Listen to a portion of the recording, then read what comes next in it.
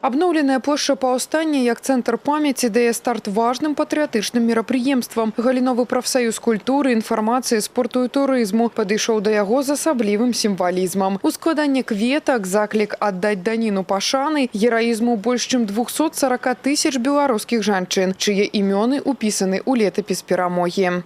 История начинается сегодня с того момента, когда руки помощи сегодня из-под земли пытаются донести до нас историю. И второй момент, который сегодня касается нашей жизни, это связано с нашей малой родиной. Мы должны ценить нашу родину, мы должны ее любить, мы должны ее чувствовать. И мы сегодня людям, которые приехали с наших регионов, покажем нашу столицу, столицу нашей Гомельщины.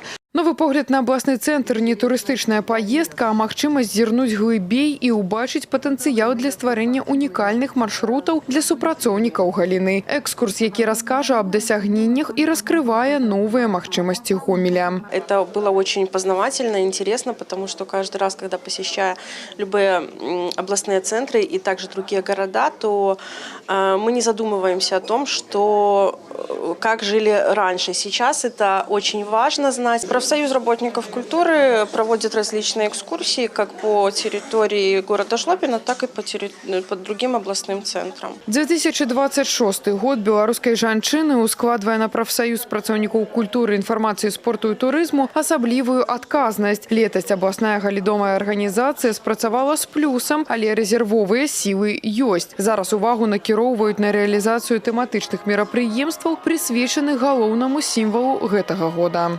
Наша задача – защита человека труда. Мы успешно с ней справляемся. И самое главное – дойти до каждого коллектива, чтобы человек с удовольствием шел на работу, с удовольствием возвращался, у всех было хорошее настроение.